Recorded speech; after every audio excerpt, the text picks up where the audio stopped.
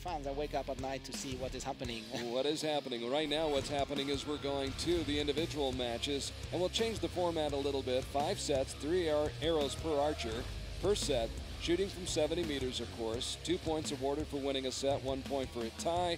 First archer to score 6 points or more now wins the medal and the match. If there's a tie, we will go to a 1 arrow shoot-off. And there she is, the Queen of India. The Queen of India. The Queen of India, according to Juan Carlos. It's Deepika Kumari, who came out of the ranking round seated 9th.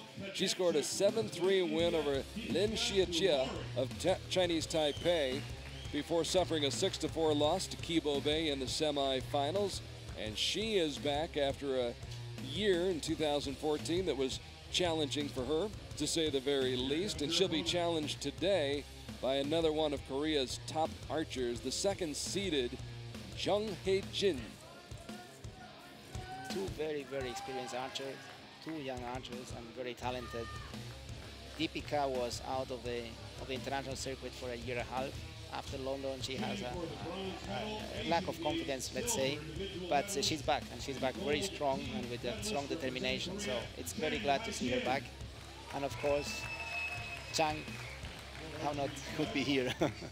Chang Hye Jin, second seed. She scored a 6-4 quarterfinal victory over Alejandra Valencia, then lost a shoot-off with Chae-Mi Sun of Korea, and winds up in the women's bronze medal match against Deepika Kumari, a 3-time World Cup final silver medalist who was left off the Indian squad last year for several stages, the Shanghai stage, and they did not make it to Antalya, went to Medellin, didn't score any points, but then put things together in Poland. She'll have to put them together again today against Chang Hye Jin.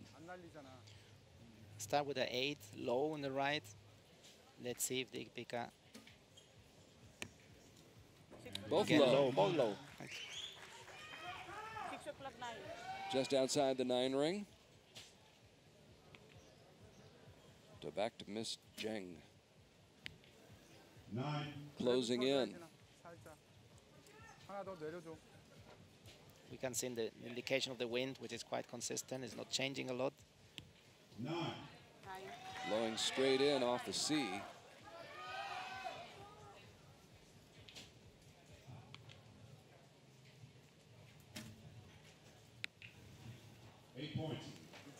Not good start. It's not helping to build the confidence. The coach is making sure that she understands expansion. It was clear what he said. So there's the set going to Deepika Kumari, who comes through with the shot that she needed to win the set by 1 point, 26-25. So Deepika Kumari, who was a gold medalist here in Antalya back in 2012, takes the lead here in this bronze medal match, but still a long way to go.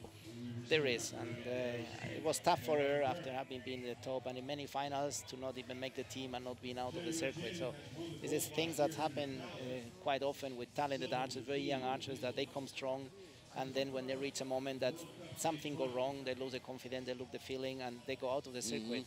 But what is very impressive, and we have to really see how hard she worked to come back, and she came back very, very strong, because the talent she has is amazing.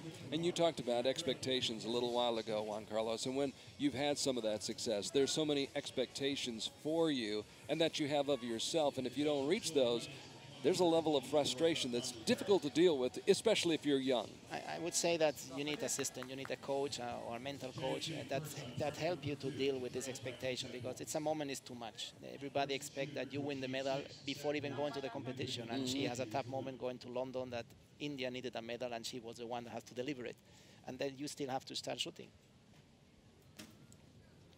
So Kumari with the 2-0 lead as we start the second set, and another 8 for Chang Hye Jin. Zheng didn't get the feeling yet, and that will open the window for Deepika. Of course, when a Korean archer gives you the opportunity, you have to take it. Oh, absolutely. If not, the comeback would be really strong. 9. Better effort that time on the second shot for Chang Hye Jin. The timing looks really good, but the direction of the expansion is not so consistent. Both of these archers have been here before. They've had experience here before on Konyaaltı Beach. Chang Hye Jin, the gold medalist in Antalya last year, also won a team silver. You see what we talked before. She took 2 or 3 arrows to correct the side. And of course, you have 3 arrows that are low and you're losing points. So as soon as you have the first arrow low or left, trust yourself and move the side. And now she's in trouble because she's down 4-0. Yeah, correct. Deepika Kumari trying to make quick work of her Korean competitor. 3 weeks ago in Shanghai, it was Kibo Bay blanking Karina Winter in straight sets, 6-0. Could we see another sweep here?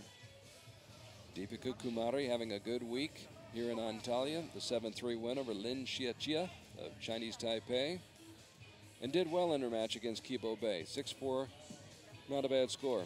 Kibo Bay is a tough competitor, especially in matches, and they know each other very well. They have competed a lot internationally, but also in Asia, in other tournaments, so they know very well. Could it be, Juan Carlos, that the year off, as painful as probably was for both Kibo Bay and Deepika Kumari, but maybe beneficial for them as well, to step back, take a look, and regroup and rethink things? Of course, when you are not reaching the level you expected, you have to find why, and find out why, and then work on it. And when you come back and you find out why, and its reason to come back is because you solve your issue, give you more confidence, and that's what we call experience. But you have to get the courage and the motivation to work on this, because some archers, when this happens, they stop shooting or they don't come back. So it's really glad to see talented archers like both of them coming back and being in this level. And competing on this stage. She's not happy, even that the arrow went in the 9, close to 10, but she knows the shot was not as she wanted. Pair of 9s now. Chang is moving the bow arm left, right. Is not feeling confident. I think she's searching. She has not found the position yet, and it's a bit scary because when she will realize it's over. There's a break though for Chang Hye Jin. Deepika opened the window a little bit, opened the door for a comeback. So a 10 right here would secure the set, and she does just that. Chang Hye Jin clinches it. This is academic right here. A 10 would leave her 1 point short. She comes up with a 9, and so it goes to a 4-2 advantage for Deepika Kumari in the match overall. Yep. Chang Hye Jin of Korea taking this set, 20 of the possible 30. So the Korean competitiveness coming out now in Chang Hye Jin. She fell behind 4-0. Now battles back, wins the 3rd set, stays alive, and gives herself an opportunity. And I think with almost any sport, if you fall behind, you just have to focus on what's next, not the overall big picture. Just take care of what's in front of you. One thing you should do is to focus how to make a good shot. Just this next shot. Yes, the next shot, how to do it. The thing is, it's not so easy. It's easy to say when we are sitting relaxed, when you are there with 140. Oh, I'm great over here. And your adrenaline all around the body. And then you say, okay, focus on a good shot, make it strong, and then you go and you start hesitating, like, it's moving the side, let's go, you are too slow. So you start thinking too much. So this is something you have to train in competition and do it. My intention is to do this, and I do it, and take the risk. And that's what happens very often. You start shooting pretty good, focus on one goal, and when it's getting too good, you start to try to save this result, and then you start making the mistakes, changing your attitude. And here you can see in the first 2 sets, we have Deepika leading, and then she has expectations she can win. And that's the focus changed. Now suddenly I can win. When at the beginning I have to do a good shot. Well, we're going to hold up the action just a little bit, I'm told. They're trying to take care of the video screen, I believe, down near the targets, behind the targets. There's a large video screen down there, and apparently there needs to be some repair work done. Yes, there's 1/3 of the video screen that is black. Probably it's a connection, a cable. It's always in events ended in a cable. And there's always something, as the event manager for, what, 9 years, and putting this baby together, there's always something that goes goes a little bit awry, isn't there? There's a lot of happening behind the scene and you have not seen when you are commenting. We never saw you sweat, though. Let's say that it's a work like a fireman. You have to run where the fire is, and you never know how many are coming and when they're coming. But I've been very fortunate. I have a great team around, from the people, TV, result, media, all the volunteer organizing committee, and it's really a teamwork. When something goes wrong, you have to have them working together with a good spirit and fix it. I have to remind people, too, Juan Carlos, that this didn't exist 10 years ago. I mean, the television cameras weren't here. The stands weren't here. The field wasn't here. These settings weren't here. None of this existed. And it's amazing to me that the World Archery Federation crew can come in here. And I know there's a lot of preparation work done ahead of time, but within a week's time, you create a sports venue where there was none. Yep, correct. And you build the television facilities around it, so that we can show these pictures and show you Antalya, Turkey, and take you to the beach. And it's just remarkable to me that really after we're done, 2 days from now, this will just be a nice beach again. You mentioned this very often. We work together, that you were amazed how we built a venue in 2 or 3 days and how we dismount it in 2 or 3 hours and we leave till next time. It's like a circus life. It is. You're building it, and it's 8 tons of material we're moving around the world from event to event. That includes all what you see here, the part of the advertisement. You see the arc for the archers entrance. We see all what is it, equipment, TV equipment, the result equipment, printer, cabling, power, supply radios. So the total 8 tons is a lot, that not only to transport but to build, and that's need really a good coordination and teamwork. But the result is pretty good, and that's what we wanted. And of course you knew all of this when Jim Easton approached you and said, Juan Carlos, I have a job for you.